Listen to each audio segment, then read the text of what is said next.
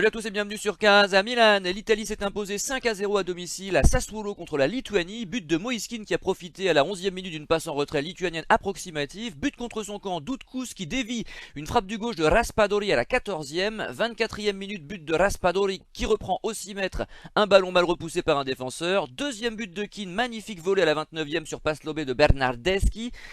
Et cinquième but italien marqué par Di Lorenzo à la 54e sur un centre raté. À mes côtés ce soir, Soupalio, Gali et Aristide. Salut à vous. Bonsoir. Bonsoir. Alors nous ferons dans quelques instants le bilan général des prestations de la Nazionale depuis une semaine. On sait que septembre n'a jamais été la période de prédilection des Azzurri. Mais un mot quand même sur ce match face à la Lituanie en commençant par Soupalio. Oui, c'est un match assez tranquille, hein, contrairement aux deux derniers matchs. L'Italie a marqué et a fait le break assez rapidement et a pu jouer tout en confiance, hein. Ça ressemble au match qu'on a pu voir contre le Liechtenstein, contre la Moldavie, enfin toutes les fois où l'Arménie, toutes les fois où l'équipe de Mancini a pu dérouler son jeu face à une équipe qui était à la ramasse, qui n'a pas marqué un seul point et qui était bien entendu 5 ou 6 niveaux en dessous. Donc l'Italie s'est rendu le match facile et a pu mettre en valeur certains jeunes comme Keane et Raspadori. Gali, victoire facile des remplaçants, il y a eu un vrai turnover, il y a eu une cascade de forfaits, et puis Mancini qui a pris des décisions effectivement de faire jouer les jeunes. Ça pouvait surprendre, mais on a enfin marqué des buts. Oui, voilà. Après, je pense que ouais, on s'est rendu le match facile parce qu'on a marqué tôt. Et comme je disais avant l'émission, finalement, c'est un match qui ressemble beaucoup à celui de la Bulgarie. À la différence près que voilà, on a marqué tôt, on a réussi à faire le break et la Lituanie n'a pas du tout été dangereuse offensivement, ou très peu, un petit peu au début, ils nous ont un peu bousculé. Mais voilà, c'est match assez facile ce soir. Aristide, cette victoire est-elle significative d'après toi? Et puis petit bonus peut-être sur la présence de Calabria, si tu pouvais en dire un mot en tant que supporter milanais, on est content. Ah bah oui, alors déjà cette victoire, elle arrive à point nommé parce que c'est vrai qu'on sortait de deux matchs, alors même si le jeu était souvent là, on sentait quand même que la fatigue se faisait ressentir. Et puis comme tu l'as si bien rappelé en septembre, c'est pas souvent un mois qui nous réussit, qui réussit à la Squadra Azzurra, surtout post-compétition européenne. Donc voilà, deux matchs nuls, là on gagne, ça fait du bien. Franchement la victoire, je vais rejoindre mes deux camarades, mais elle est nette et sans bavure. On s'est vraiment facilité la tâche. Les remplaçants ont très bien joué. Moi j'avais quelques doutes sur la composition et le Mancini les a levés de main de maître. Et puis oui, comme tu l'as dit, alors sur la composition, d'ailleurs, je vais rebondir sur la seconde partie de ton commentaire, mais oui, j'étais quand même surpris avec cette équipe B voire C sur certains postes de ne pas voir Davide Calabria quand même, qui est non seulement titulaire au Milan AC, mais maintenant capitaine, qui sort d'une bonne saison et qui reprend avec quelques matchs là, qui fait aussi un très bon début de saison. Donc voilà, j'étais plutôt surpris. Heureusement, il est Et qui rentré est à la bien meilleur que Di 45e. Lorenzo, hein. Ah oui, complètement. Bah, surtout que Di Lorenzo a pas été ces deux trois derniers matchs, a pas été très très bon. Donc non non, mais Calabria c'est très bien qu'il soit rentré tôt. J'espérais qu'il rentre tôt. Je me suis dit tiens à la 4-0 à la mi-temps, bon il va peut-être faire tourner un peu toute l'équipe. Et c'est vrai qu'il a fait rentrer Sirigu à la 45e ainsi que Calabria. J'étais quand même content. Alors même s'il l'a fait rentrer à gauche, hein, puisque Di Lorenzo est resté, c'est Biraghi je crois qui est sorti à la 45e, mais au moins il a pu jouer, avoir du temps de jeu et se montrer. Et je pense qu'il l'a très bien fait quand même parce qu'il a été quand même très très intéressant à la 52e avec un beau tir, une passe clé qui aurait pu faire une passe décisive à la 73e. Donc non, Calabria vraiment une très belle rentrée et je pense qu'il est parti pour être enfin je veux pas jouer l'oiseau de mauvais augure, mais il est parti pour être pour devenir un des piliers de cette nationale si les blessures le laissent enfin tranquille. Ah bah j'espère que Mancini va ouvrir les yeux, qu'il va gagner sa place à droite. De toute façon, il n'a pas beaucoup de concurrence. Je pense que Di Lorenzo vraiment ne soutient pas la comparaison. Effectivement, sauf blessure, il devrait finir par la prendre, en sachant qu'à gauche, évidemment, Spinazzola est intouchable. Mais de C'est toute clair. façon, on va rappeler aux commentateurs de W9 que Calabria est bien un latéral droit et non pas un latéral gauche. Hein. Non, parce qu'on a l'impression C'est que mon vrai. choix était bien placé pour le savoir, que ceux qui commentent le foot en France ne connaissent pas forcément très bien les équipes italiennes. Bon, on va passer bientôt au bilan, bien sûr, de ces trois rencontres, mais on va quand même dire un petit mot sur les joueurs. Sur cette rencontre précise contre la Lituanie. Alors on va pas faire comme d'habitude notre 4 pages complexes là très long. Je vais simplement vous demander si vous avez un ou deux joueurs à sortir du lot en bien ou en mal ce soir. On commence avec Soupalio. Je vais pas être original, hein, ça va être Keane et Raspadori. Keane, dont Mancini avait pointé le comportement et le rendement lors du match contre Saint-Marin le 28 mai, qu'il avait écarté de la liste finale, a marqué beaucoup de points, non seulement en étant efficace devant le but, mais en faisant aussi un gros travail défensif avec un bon investissement. Et Raspadori a fait ce que Immobilier n'a pas su faire ce dernier match, marquer, jouer de haut but et permettre un jeu en triangle beaucoup plus fluide que ce qu'Immobilier a pu nous montrer sur les derniers matchs. Donc je mets en avant ces deux joueurs-là. Et Keane qui vient de rentrer à la Juve, j'espère pour jouer, hein, parce qu'on va rappeler qu'avant de partir au PSG, il était considéré par beaucoup d'observateurs étrangers comme un moins que rien en Italie, et il a explosé au PSG précisément. Là, il vient de rentrer au pays. J'espère vraiment que la Juve va pas le mettre au placard comme il l'avait fait avec Giovinco à une époque, hein, parce que Keane effectivement a du talent, il l'a montré, il est temps vraiment de lui donner sa chance. Et petit mot sur Raspadori, parce qu'à l'Euro, je sais pas si vous vous souvenez, on m'avait un peu rionné, j'avais dit mais pourquoi Raspadori a un temps de jeu si limité? Je demandais pas qu'on l'aligne à titulaire, bien entendu, mais simplement qu'on puisse lui donner un petit peu de temps de jeu en fin de match. On sait que l'innocence de la jeunesse, de ces petits attaquants de poche comme ça, eh bien peut faire la différence en fin de rencontre. Et là, c'est vrai que c'est intéressant de le voir titulaire. Il sera pas titulaire, bien entendu, sur la durée pour l'instant, mais il a peut-être son trou à faire lui aussi. Il faudra peut-être compter sur lui parce que c'est un bon petit attaquant et on l'avait vu à plusieurs reprises, y compris contre nous, y compris face au Milan AC. Gali, de qui veux-tu nous parler ce soir? Alors les deux, je veux parler des deux.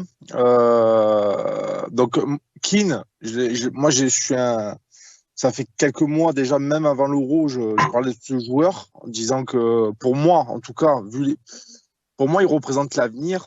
Et je suis un peu déçu à chaque fois qu'il soit balayé un peu à droite et à gauche. Parce que pour moi, il a des caractéristiques athlétiques et de finisseur d'un attaquant de pointe. Et j'aurais voulu et j'aimerais le voir en pointe. Parce qu'il va vite, parce qu'il est puissant, il est pas maladroit avec ses pieds. Et c'est un finisseur. Donc, c'est vraiment pour moi, je l'avais dit avant l'Euro. J'avais été un chouïa déçu qu'il fasse pas partie de la liste. Mais bon, il y avait des raisons extrasportives apparemment, au niveau comportemental, etc. Il collait pas au niveau du groupe. Mais ce soir, voilà, j'ai pas été surpris. J'ai pas été surpris de le voir marquer le premier but, en fait. J'ai même dit à mon fils, tu vois, j'avais parlé de lui à mon fils il y a quelques mois. J'ai dit, tu vois, lui, c'est un buteur. Il marquera. Et en sélection, bon, il avait fait un match avant l'Euro qui avait été décevant. Apparemment, j'avais pas vu, mais sinon, il marque. Voilà, c'est un mec qui marque des buts. Pour Raspadori, je vais être mitigé. Attention, il a fait un super match. Il a été même très très fort.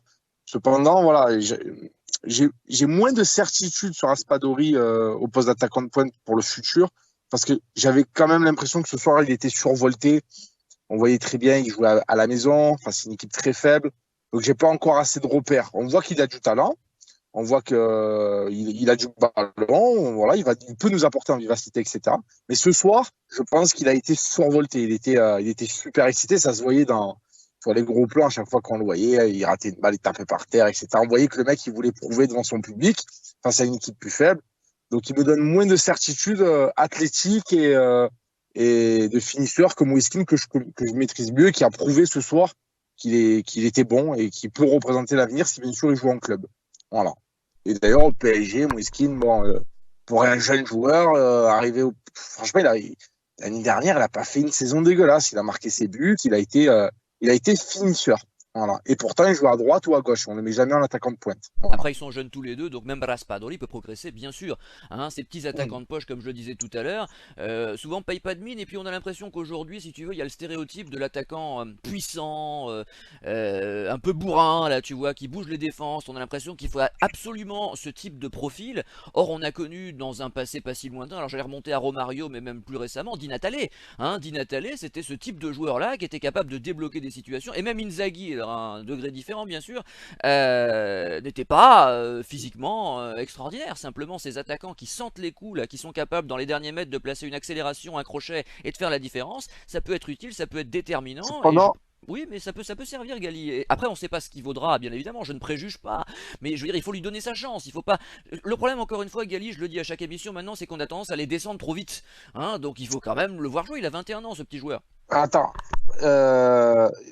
Après, je voulais dire deux choses. Après, je finis, je laisse la parole. La première chose, c'est aujourd'hui, un match comme ça, peut-être même qu'Immobilier aurait marqué 2 buts. On ne peut pas prédire à l'avenir, mais au poste de Raspadori, en attaquant de pointe, il y avait la place pour Immobilier de marquer. Oui, mais alors, on y reviendra sur Immobilier que sur ce match. Hein. On l'a vu avec Sassuolo, très bon aussi. Oui. Ça, il n'a pas volé mais sa sélection. Ce soir, il a été grandiose pour moi. Voilà. Il a été très fort. Mais j'ai moins de repères si je dois choisir un joueur. Moïse Kean, je sais ce qu'il vaut. Je sais qu'il a. J'ai plus d'espoir sur Kean pour le futur et pour notre Mais attaquant moi de aussi, pointe, hein, c'est bien sûr El Joueur. je partage Et ton que avis sur Keane. Raspadori ou voilà. Et une question, après j'arrête. J'ai juste une question qui va être hors du temps peut-être parce que j'ai pas du tout suivi l'actualité. Est-ce que pourquoi alors est-ce que Zaniolo était blessé? Parce qu'il était en tribune ce soir ou c'est un choix tactique? Bonne Parce que j'aurais question, on voulu sait le que voir ce Zaniolo est soir, Zaniolo. fragile, donc peut-être qu'il y avait un petit pépin physique, j'imagine minime, mais j'avoue, j'ai pas suivi l'avant-match du tout. Donc, Non, Super, pareil, tu D'accord. as il une était idée? pas, hein. Alors, je pense qu'il était justement dans une situation physique précaire avec Ouais, peut-être c'est une petite dommage. blessure Il y a ou bien un Zaniolo et changement alors égal et d'entraînement. Pellegrini et Sensi. Sensi il a quitté le groupe ou il n'était pas sélectionné? Il a quitté le groupe, ils étaient blessés. Mais D'accord, Sensi ok. est Bah, toujours très bien. blessé de toute façon, c'est le nouveau Savicevic à ce niveau-là, ça fait partie de ces joueurs malheureusement qui sont systématiquement D'accord. blessés, qui sont très fragiles, et c'est dommage parce qu'on sait le talent qu'il a, on l'avait vu juste avant l'Euro, malheureusement il avait dû quitter l'équipe. Enfin, ça c'est bien terminé pour nous, tant mieux. On va demander à Aristide de quel joueur il souhaite nous parler également ce soir. Alors peut-être en général Aristide trouve des noms que personne n'a cités précédemment, donc comme vous avez cité les deux mêmes Alors, joueurs tous les deux, peut-être aurons-nous une surprise.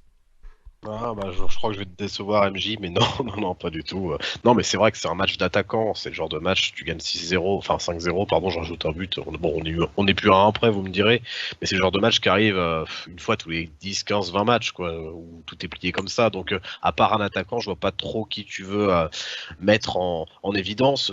Tu peux avoir Bernardeschi, mais il a été quand même beaucoup moins bon que les deux autres. Non, bah, je vais dire Raspadori, je vais pas faire dans l'originalité. Parce qu'en fait, moi, je le connaissais peut-être moins que vous, dans le sens où moi, je l'ai commencé vraiment à le connaître l'année dernière, et je me rappelle qu'il avait fait très mal au Milan, puisqu'on avait perdu 2-1 face à Sassuolo, justement, où il avait mis 2 buts en fin de match. Je crois qu'il était rentré, il n'était pas encore titulaire, il était rentré en fin de match pour mettre 2 buts au Milan. On avait perdu 2-1 le match, ouais. Et donc, ouais, moi, je l'ai vu jouer quelques fois. J'étais assez impressionné, je vous avoue. Là, il met 2 buts, enfin un but parce que le second il a été accordé en contre son camp. Mais non, je l'ai trouvé très bon, même dans ses déplacements, honnêtement, je l'ai trouvé quand même très intéressant dès les premières minutes. Je trouvais qu'il prenait bien les espaces, que effectivement, comme tu dis, MJ, il arrivait bien à accélérer sur quelques mètres pour se libérer des défenseurs adverses, ce que ne fait pas, enfin, ce que fait Immobilier à la Lazio, mais pas effectivement en Nationale. Et sur Keane, je voulais ajouter quelque chose. J'avoue que c'est un joueur qui m'a jamais vraiment trop impressionné. Après, c'est un joueur qui a non plus pas vraiment eu de chance parce que je me rappelle qu'il avait fait des débuts Tony Truant avec la Juve il y a encore peut-être 3 ans, 2-3 ans. Il a été mis de côté et vendu à Everton parce que là, Cristiano Ronaldo arrivait, il fallait bien que la Juve ait un peu d'argent et renfloue un peu les caisses. Donc il a été un peu saccagé alors qu'il était très jeune, qu'il avait fait 6 bons, enfin même 6 super mois. À Everton, ça n'a pas marché. Il est allé au Paris Saint-Germain. Et bon, moi, je suis de région parisienne, donc voilà, je vais souvent au parc et j'ai des amis parisiens du coup. Et voilà, et tout le monde est très content de Keane. Il a fait une bonne saison l'année dernière, voire une très bonne saison pour quelqu'un qui découvre non seulement l'équipe du Paris Saint-Germain, mais aussi la Ligue 1. Et voilà, il a quand même toujours un peu eu de malchance ces 3-4 dernières saisons où finalement entre l'arrivée de Cristiano, où il a été et on lui a demandé de partir. Au Paris Saint-Germain, ils n'ont pas levé l'option d'achat. Pour moi, pas parce que il croyait pas en lui, mais plutôt parce que voilà, il y a d'autres joueurs qui arrivaient. On va pas refaire le mercato de Paris, donc c'est vrai qu'il a toujours été un peu barré par d'autres joueurs. Et peut-être que là, la Juve, effectivement, c'est le temps de se relancer. Mais effectivement, il m'a fait mentir parce que c'est un joueur que j'avais beaucoup critiqué en U21 notamment, parce que je regardais les matchs de U21, je le trouvais un peu trop soliste, un peu trop perso. Alors après, à 20 ans, on peut encore s'améliorer évidemment, mais voilà, c'est quelque chose qui me dérange bien plus que le manque de technique ou de rigueur tactique. C'est voilà les joueurs un peu trop solistes des 20 ans. C'est vrai que ça présage souvent pas grand chose de bon pour la suite. Mais là, il me fait mentir. Je trouve qu'il est bien plus régulier ces derniers mois, voire ces 2 dernières années. Et non, franchement, il est intéressant. Petite précision évidemment, quand je parle de Romario, Di Natale, Inzaghi, je ne compare évidemment pas Raspadori à ces joueurs-là qui sont des légendes, à des degrés différents bien entendu. Simplement je dis que ce style d'attaquant là petit peut encore exister, y compris dans le football actuel, et peut être décisif et très important dans une surface de réparation. Je souhaite à Raspadori un grand destin, mais à l'heure actuelle bien évidemment il n'est qu'aux prémices de sa carrière et nous verrons s'il est capable de confirmer les espoirs placés en lui, et pas qu'en national hein, bien sûr, parce qu'on l'a vu très bon à Sassuolo, j'insiste là-dessus. Bon, on va parler plus généralement de ce que nous avons pu observer pendant ces 3 matchs de qualification. Je vais vous soumettre quelques points comme ça, vous me direz si vous êtes d'accord et puis vous compléterez bien sûr, parce qu'on a quand même vu, d'après moi, un gros déficit physique déjà qu'on observe chaque année en septembre avec la nationale, et on a l'impression que de nombreux joueurs sont cuits au bout d'une mi-temps, hein, notamment ça s'est vu avec Locatelli qui était l'un des meilleurs face à la Suisse et puis qui a coulé assez rapidement finalement. Évidemment, ce qui a choqué aussi, c'est le manque de réalisme des attaquants. Immobile, Berardi, Insigne, c'est beaucoup trop faible dans la surface. La Chiesa dépendance, hein, je sais qu'on est qu'en début de saison, qu'il faut préserver certains joueurs, etc. Mais il faut aussi gagner des matchs et donc marquer des buts. Or à l'heure actuelle, le seul, d'après moi, qui puisse dynamiter une défense en attendant l'éclosion de Zaniolo, c'est Chiesa. Il était remplaçant contre la Suisse, j'ai trouvé ça surprenant.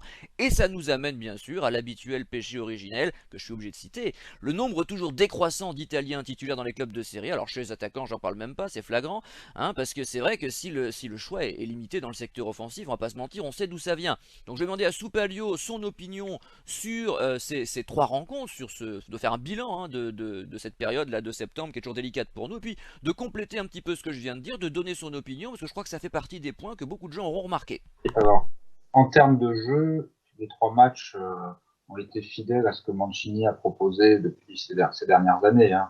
Il n'y a eu aucun problème au niveau du jeu. C'est vraiment le réalisme qui a posé problème, notamment contre les Bulgares, avec 27 tirs contre un seul concédé qui a fini en but. D'ailleurs, sur le but concédé contre les Bulgares, on peut remettre en cause Florenzi, qui n'a pas été au niveau en tant qu'arrière droit. Donc Calabria, Di Lorenzo, c'est pas mal à droite, mais il y a de la place pour prendre une place de titulaire sur ce côté, contrairement à l'autre où Spinazzola est indiscutable. Concernant le réalisme, on a vu encore une fois les limites d'Immobile, hein.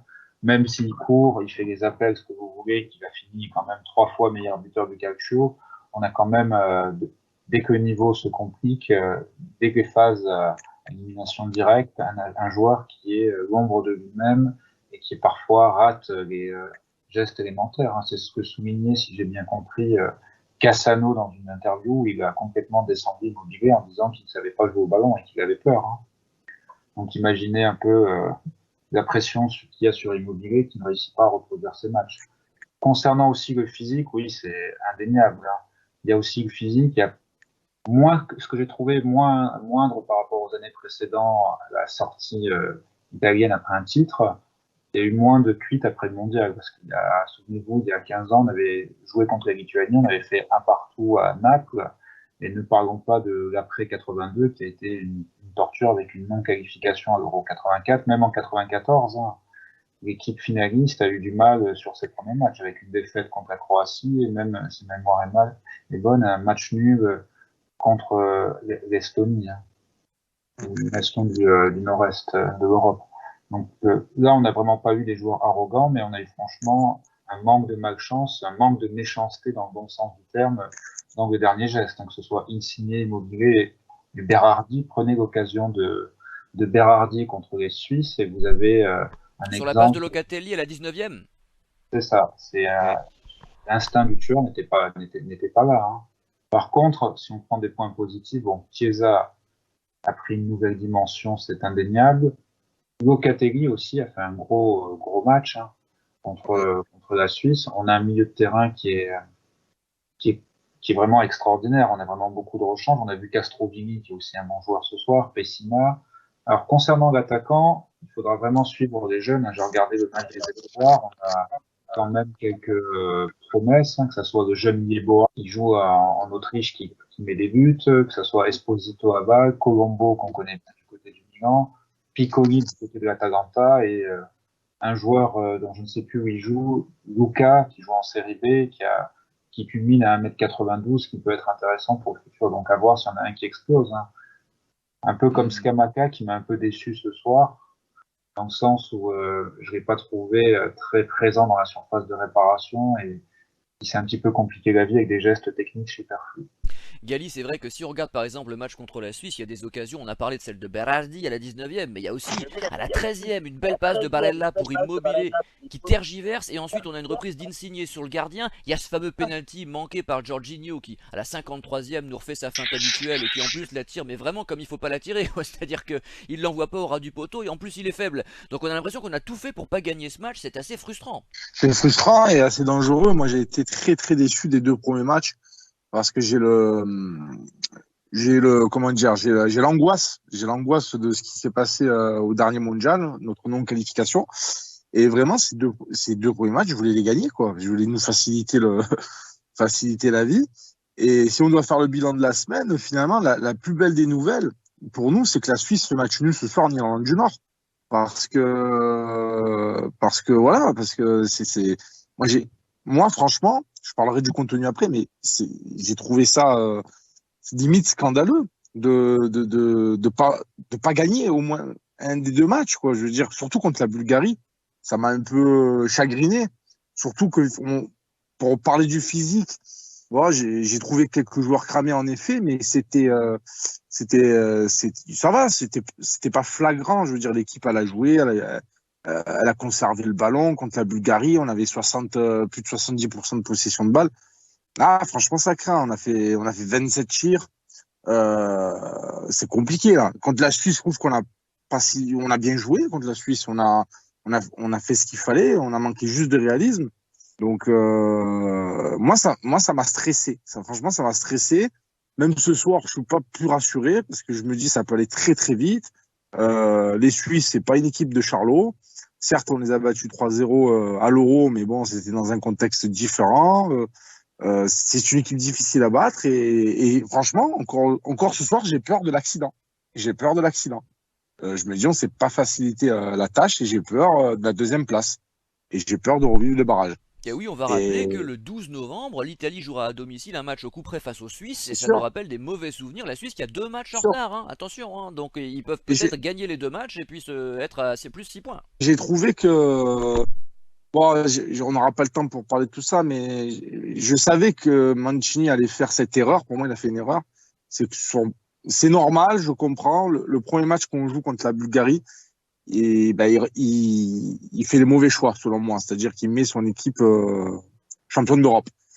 Alors c'est compliqué, mais à un moment donné, un mec comme Florenzi, je suis pas dans le staff, et un mec comme ça, il doit pas être titulaire.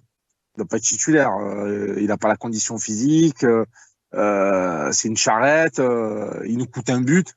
Donc je suis surpris que le staff l'ait pas vu. C'est pas parce qu'on a été champion d'Europe qu'il faut faire de l'affect. J'aurais voulu voir par exemple Zaniolo, j'aurais voulu voir Calabria. À un moment donné, il fallait prendre les meilleurs joueurs et j'ai été un peu déçu par ça. Locatelli, j'aurais voulu voir Locatelli à la place de Verratti parce que clairement, contre la Bulgarie, j'ai trouvé que Verratti ralentissait le jeu, il était en méforme. Et peut-être voir Raspadori à la place d'Immobilier et voilà, peut-être mettre Chiesa à gauche à la place d'Insigne. Je trouve que Mancini il fallait fêter la victoire des champions d'Europe en Italie, à Florence. Sur le premier match, je pense qu'il s'est manqué. Il a fait des mauvais choix tactiques. Il fait rentrer Toloi alors qu'on a 75% de possession de balle. Limite, il fallait qu'il fasse rentrer un attaquant. J'ai été déçu, très déçu de notre premier match. Et dernier point, je voulais revenir sur ça aussi. Quand on parle de l'attaquant, il va falloir peut-être se poser aussi la question d'Immobilier, certes, mais c'est plus le couple Immobilier-Insigne. Faut pas oublier que ces deux joueurs sont hyper collègues, hyper amis apparemment dans la vie, ça se voit sur le terrain. Et j'ai l'impression que c'est limite un couple, quoi. Donc je pense que la situation de Mancini, elle est pas évidente à gérer pour le cas Immobilier. Il tarde à le sortir. Et je pense que ça va encore perdurer dans le temps parce que voilà, champion d'Europe, il a son groupe, il a ses automatismes. Encore une fois, Insigne et Immobilier, je sais même pas s'ils ont pas la même femme, tellement qu'ils sont proches. Donc, oh, c'est pas non, sérieux, ça va. ils partent en vacances ensemble, ils dorment dans la même chambre, ils sont potes depuis limite qu'ils jouent en série B avec Petcharaz. Mais tu sais, tu parles de ça s'est vu. Je sais pas si tu as vu ce documentaire. Ah, le titre m'échappe. Sogno Azzurro, je crois. Je l'ai pas vu. Ouais, c'était un peu les yeux dans les bleus version. D'ailleurs, j'espère qu'ils le sortiront en Blu-ray parce que pour l'instant, il n'y a pas de sortie sur support physique. La Gazzetta a sorti son coffret que je vais recevoir dans quelques jours. 5 DVD, la bilan sur l'Euro, comme à chaque fois. Mais j'attends qu'ils sortent ce fameux documentaire et on voit la proximité effectivement affective hein, entre Insigne et Immobilier qui saute aux yeux, c'est vrai. Mais je l'aimais pas sur le plan footballistique au même niveau parce qu'Insigne quand même a apporté pendant l'Euro et on sait qu'il a du ballon davantage qu'Immobilier hein, à ce niveau-là.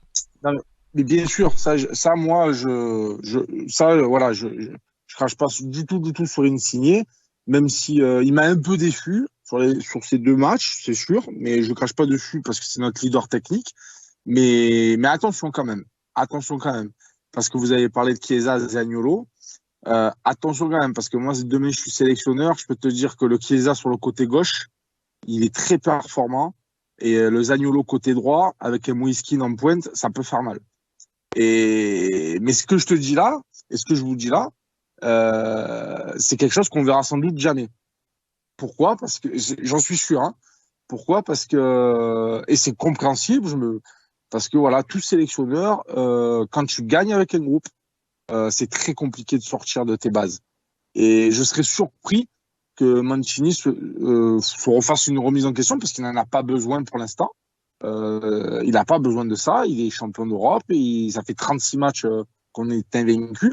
Mais c'est un peu Personne dommage. n'en avait parlé, j'attendais que vous en disiez un mot quand même. Et attention, cette série peut se poursuivre, parce que c'est pas dit que l'Italie lâche dès le prochain match. Hein, donc 37 matchs, comme nous dit Soupalio, record absolu, et ça peut aller loin ça, hein, parce qu'on n'a pas prévu, j'ai l'impression, de rencontrer de gros adversaires avant un petit Et moment, donc si l'Italie est Espagne, sérieuse, ça peut aller loin. Espagne, le prochain match Ah en Ligue des pardon, Nations. j'avais pas vu, excuse-moi, ça, j'ai rien ça va dit, se donc terminer. peut-être que ça Ça s'arrêtera au prochain match, alors je ne vais pas le souhaiter, mais si le match se passe comme à l'Euro, il n'y aura pas forcément de tir au but. Ouais, ouais. Mais ouais, voilà, moi c'est l'attaque qui me perturbe un peu. Même Berardi, hein, je vous avoue, il commence un peu à m'agacer. Bernardeschi m'agace aussi. Voilà, Non je mais ça pense fait que longtemps ça. vraiment, mais je vous assure, vraiment, beaucoup réfléchi. J'ai même pensé à un moment donné à bon, on parlait de Sensi, c'est des joueurs comme Sensi, Stefano Sensi, Pellegrini côté gauche, tu vois, faire un faux truc comme ça. Parce que là, ça m'agace, tu vois. Notre côté droit, quand tu mets Berardi ou Bernardeschi, c'est stéréotypé que ça en peut plus. C'est toujours, je reviens pour rentrer sur mon pied gauche. Ça finit pas, ça centre À la mal. Robben, mais ça marche pas pareil. Ouais, voilà, tu vois, encore une fois, tout à l'heure, Bernardeschi, je disais à mon fils, à un moment donné, il fait une frappe, il avance, il tire du gauche, il envoie, je sais pas où, il tue 4 mouettes. C'est quoi ça? J'en ai un peu marre de voir tout ça. Franchement, j'en ai un peu marre. Et c'est pour ça que peut-être je suis naïf, peut-être que j'attends beaucoup de Zaniolo sur ce côté droit, parce que je crois en lui. J'attends beaucoup de Keane et de Chiesa. Pour moi, c'est les trois. Tout à l'heure, tu parlais des espoirs, tout ça. Alors ça, c'est bien pour dans 4-5 ans, mais franchement, le mondial est dans 1 an et demi. Ça va être compliqué de bouger les lignes. Hein. Alors, ça va être. D'ailleurs, Mancini l'a dit en conférence de presse, et il a parlé d'Immobilier pour le mondial. Hein. Il a dit, vous savez, il peut marquer 8 buts au mondial. C'est que, voilà, aujourd'hui, Immobilier continuera à mettre des buts à la Lazio de Rome. Ce sera encore un des meilleurs buteurs de Serie A et il aura sa place au mondial parce que Mancini, franchement, il changera pas maintenant. Le mec, il est nul. Il est nul. Excuse-moi, il est nul, mais il prouve pas sa valeur de buteur national et pourtant il est toujours là depuis C'est le X matchs, syndrome quoi. Del Piero, souviens-toi. On s'est tapé Del Piero, je crois, sur 7 compétitions, il doit avoir le record, Bien sûr. et il a été mauvais sur les 7. Bon, bah c'est comme Et ça, bien sûr. malheureusement, il y a des joueurs. En plus, il y a pas la concurrence qu'il y avait, parce qu'à l'époque de Del Piero, on pouvait dire, mais pourquoi il met pas Ça. Baggio, pourquoi il met pas Zola, pourquoi il met pas Chiesa? On a parlé beaucoup de Federico Chiesa, j'ai vu qu'il y avait des débats. Son père, il y a beaucoup de gens sur internet qui disent, et je le pense, que son père Enrico était encore meilleur que lui. Enrico Chiesa, c'était un phénomène, et il a très peu joué en sélection, Montella pareil, parce qu'il y avait des joueurs comme Del Piero qui bouchaient les postes, qui bouchaient les places, et qui malheureusement ne mettaient pas un pied devant l'autre. Hein, on s'en souvient, la finale de l'Euro 2000, on en parlait l'autre jour avec Aristide, les 2 occasions face à Barthez qui nous coûtent le match. Ouais, il a Donc vendangé, ouais. Bien sûr. c'est hyper énervant de Mais, se dire que des mais, joueurs comme ça sont maintenus, alors que peut-être Keane, alors on souhaite que Keane explose à la Juve, moi j'espère qu'ils le feront jouer, surtout dans ouais, un mais premier temps, et il y a d'autres joueurs que tu viens de citer, oui, qui ont leur place. Zaniolo, je suis d'accord avec toi, le problème c'est que contre la Suisse, il le fait rentrer en faux neuf, c'est pas son poste, Zaniolo c'est pas un mec qu'il faut mettre avant-centre quand même.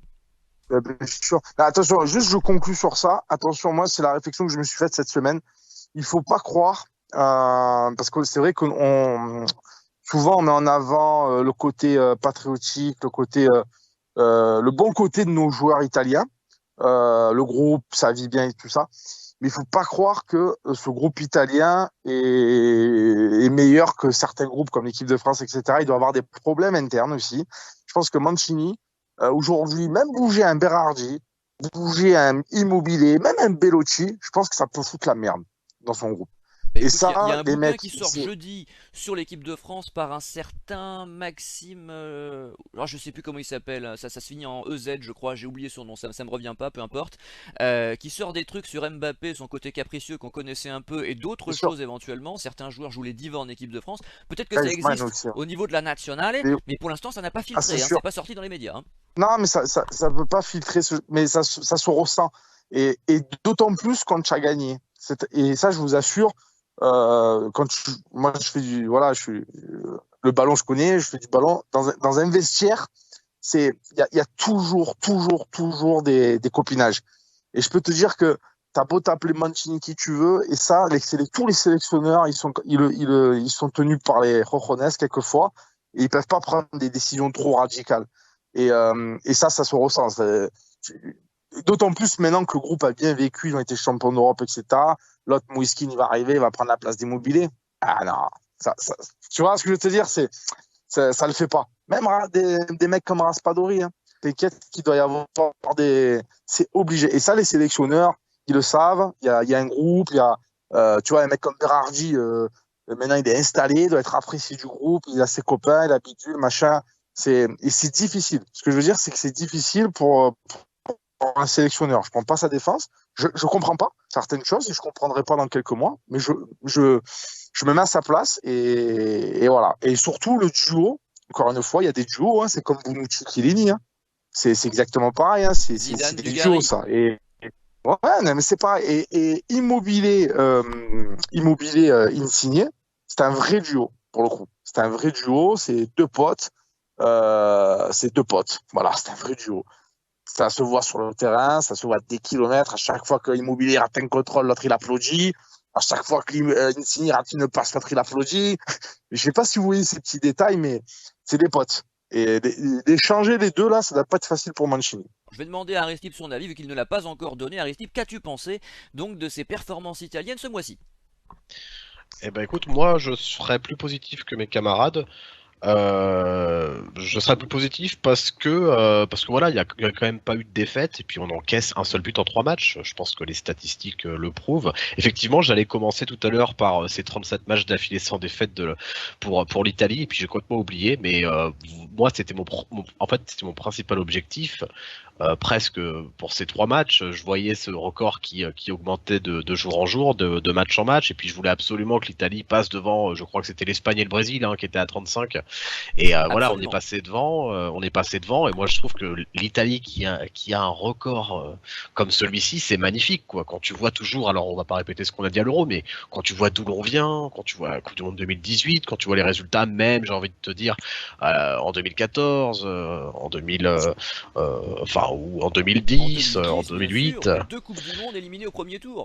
C'est ça, quand tu vois ça et quand tu vois, voilà, en 2 ans, non seulement on chope l'euro à la surprise quasiment générale, en plus on est sur des statistiques fabuleuses avec ces 37 matchs sans défaite d'affilée, bah ouais, c'est une Italie enfin, parce qu'il y avait un débat là-dessus sur l'équipe TV il y a quelques semaines. Est-ce que cette Italie rentre dans l'histoire? Est-ce qu'on se rappellera de cet euro et de cette Italie dans les années à venir? Bon, certains étaient d'accord, enfin disaient oui, d'autres non, mais pour moi oui, parce que enfin le parcours est quand même magnifique, quoi. Je vais pas répéter ce qu'on a dit à l'euro, mais on vient de nulle part. On vient de nulle part. On a été souillé, on a été moqué par les médias français, par les médias étrangers, même Par les les médias en supporters Italie. mondialistes anti-italiens qui sévissent sur Bien certains sûr forums. Ils aussi. sont pas nombreux, c'est 3-4 personnes, mais enfin ils existent, hein, et qui disent que tous les Italiens sont nuls à longueur de journée, alors que les U17, U19 vont en finale et que les A gagnent l'euro. Donc ces gens-là, on attend leurs excuses quand même, hein. Non, c'est clair, je suis pas d'accord avec toi. Mais voilà, quand tu vois d'où on vient, moi j'attendais ces 3 matchs pour ce record d'invincibilité, je suis content qu'il ait lieu. Et bon voilà, on a encaissé un but en 3 matchs, faut pas oublier que contre la Bulgarie, c'est ce qu'on a dit en off, mais contre la Bulgarie, mais c'est un miracle pour rejoindre Scali Superlio, c'est un miracle ce match pour la Bulgarie, parce qu'il y a un tir cadré, un but. L'Italie a vendangé comme jamais, mais puis surtout, le but intervient en seconde mi-temps, c'est une faute effectivement défensive de Florenzi qui est un peu court en termes de vitesse et d'accélération, qui se fait un peu passer. Mais voilà, c'est la seule faute défensive ou quasiment du match. Le reste, l'Italie a, j'ai envie de dire, a manqué de fraîcheur physique et puis surtout comme d'habitude, pour convertir ses occasions. Et voilà, le match où j'étais un peu plus inquiet, où je trouve que l'Italie a quand même moins dominé, c'est contre la Suisse. Contre la Suisse, il y a eu quelques frayeurs. La Suisse aurait pu marquer. Alors l'Italie aurait bien évidemment pu marquer. On a rappelé la super passe de Locatelli et du milieu de terrain en général sur Berardi une ou deux fois d'ailleurs. Mais la Suisse a eu aussi pas mal d'occasions. Et là, j'ai vraiment senti l'Italie fatiguée et à court de solutions. Et d'ailleurs, la Suisse a eu beaucoup de temps fort en seconde mi-temps notamment. La Suisse, je pense qu'ils ont globalement dominé la deuxième mi-temps, alors que l'Italie était largement meilleure en première. Mais la deuxième mi-temps, elle est quand même plus suisse. Et je pense que le 0-0... tu trouves, parce que moi, en dehors de la tête d'Akanji hors cadre à la 42e et de la frappe de Zakaria à la 84e sortie par Donnarumma, j'ai pas noté grand-chose de franc sur les buts italiens, personnellement. Oui, c'est vrai. Ouais, c'est vrai. Souvent, c'est vrai que souvent, c'est pas la première fois que je trouve qu'un match est moins maîtrisé et que tu me parles d'occasion franche. C'est vrai, t'as raison. Donnarumma a pas eu ils se sont chose à approchés, faire. c'est-à-dire qu'on a l'impression, Voilà, effectivement, comme ils s'approchent de la surface, mais enfin, il y a C'est toujours ça. un pied italien qui finit par intervenir, Exactement. Il y a eu même si bon c'est nombre pas de normal qu'ils centres, s'approchent autant, je suis d'accord. Voilà, effectivement, il y a ce que je voulais dire, c'est qu'il y a eu bon nombre de centres qui ont été contrés au dernier moment, ou des tirs contrés, ou des centres interceptés. Donc voilà, pendant 15, 20, même quasiment 30 minutes de la seconde mi-temps, j'ai senti une Italie qui dominait moins son sujet.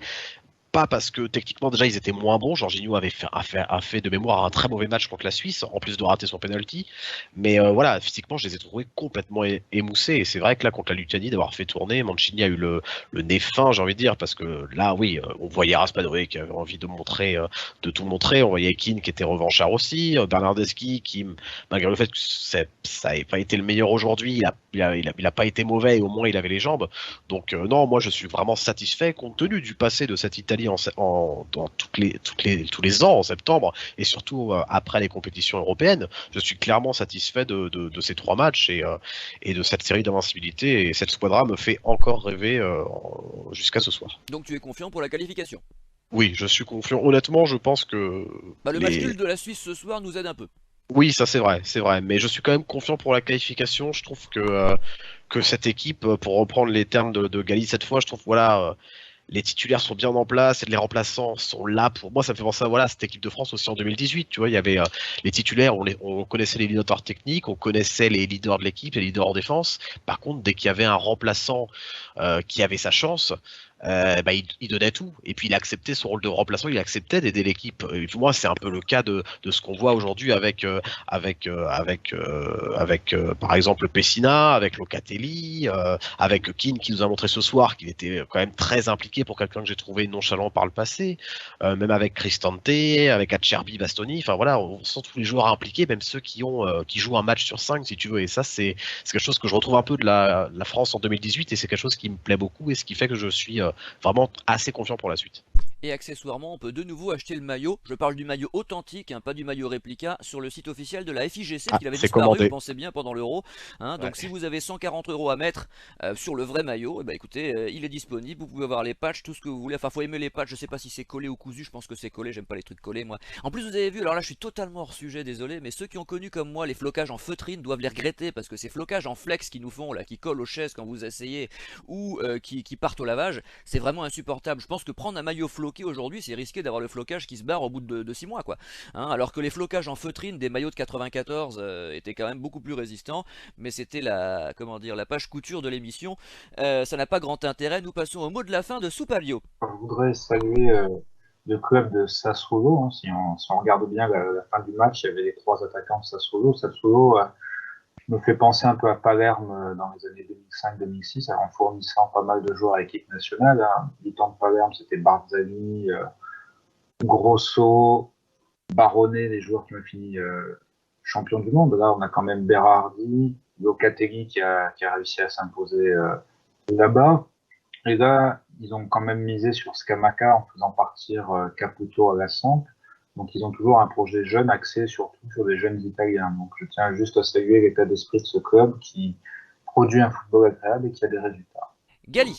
Alors, mon mot de la fin, c'est dites-moi quand c'est qu'il revient, Spinazzo, là. parce que, ouais, plus Ah, il manque, sérieusement, hein. c'est vrai. Il manque vraiment. Et peut-être même Non, qu'avec Spinazzola contre l'Espagne et contre l'Angleterre, on peine pas autant et on va pas au tir au but parce qu'il C'est était vrai. décisif, il nous faisait des dribbles dans la surface, voilà. il aurait pu C'était le meilleur obtenir joueur des de l'Euro. pénaltys Ouais. pendant le match, lui, Voilà. à la Grosso contre Alors, l'Australie, hein. c'était mon mot de la fin, justement. Je voulais revenir à ça, mis à part le match de ce soir qui était pour moi évident, victoire évidente. Il faut noter qu'on avait pu gagner depuis le Italie-Belgique, depuis la blessure de Spinazzola. On n'avait pas gagné l'Espagne, on n'a pas gagné l'Angleterre, dans le jeu, je veux dire, hein. On n'a pas gagné la Bulgarie, on n'a pas gagné la Suisse. Et moi, sincèrement, c'est vrai que on est champion d'Europe, tout ça. Je trouve que ce qu'on a vu avec Spinazzola, le sur-régime de Spinazzola, ça nous avait donné finalement une Italie différente. Différente dans le Conquérante. sens où c'est clair et net, voilà, différente et conquérante. Et tu as tout à fait résumé, ça me faisait penser à Grosso en 2006.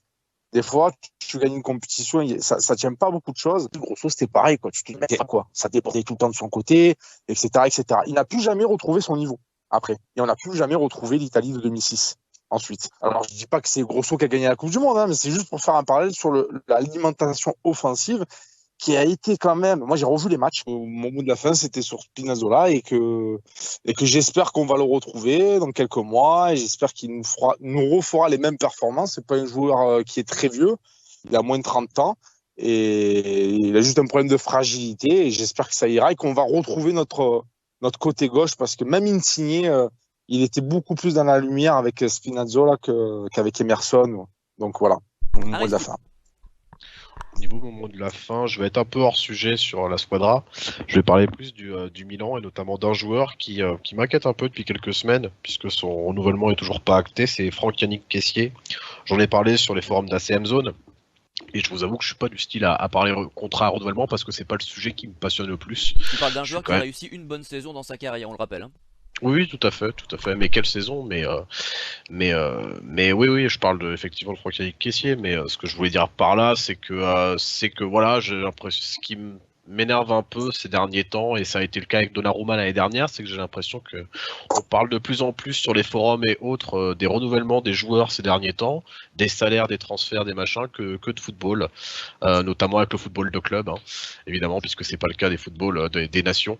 Mais voilà, donc là, ça commence à être un peu un cirque pour Kessié depuis quelques mois maintenant. Il avait dit qu'il voulait absolument que voilà que lui ce serait Milan à vie, que de toute façon il restera le président puisque c'est son surnom Milan AC, etc. Et puis pour l'instant, et puis comme quoi non, ça bloque.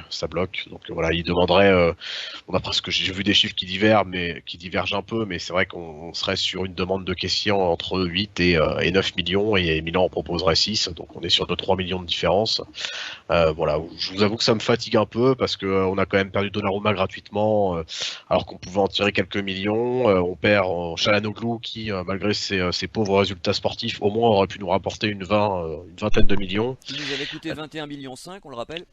C'est ça pour 4 mauvaises saisons et puis partir gratuitement. Donc vraiment mauvais investissement sportif et financier quoi qu'il arrive. Et voilà, et là ce serait Kessié. Donc ce qui est un peu dommage, c'est moi il n'y a pas de souci que Kessié parte à la limite, mais on parle toujours de renouvellement, de contrat, puis avec des joueurs avec des fausses déclarations qui disent qu'ils sont fans du club pour finalement embêter le club pendant des mois et des mois. Donnarumma l'a fait 2 fois en 2017 et là en 2021. Donc voilà, c'est quelque chose qui commence à me fatiguer.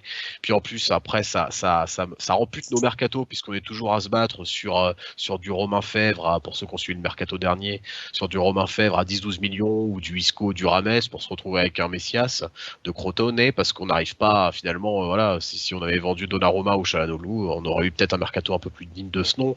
Donc voilà, tout me fatigue un peu et c'est vrai que si Kessié renouvelle pas, à un moment je vais me poser aussi des questions sur, alors ça paraît dur, hein, mais sur la capacité aussi à Maldini à convaincre ou persuader certains joueurs, puisque finalement en 6 mois entre Kessié, entre Donnarumma, entre Çalhanoğlu, ça fait quand même 3 joueurs qui renouvellent pas et qui partent gratuitement.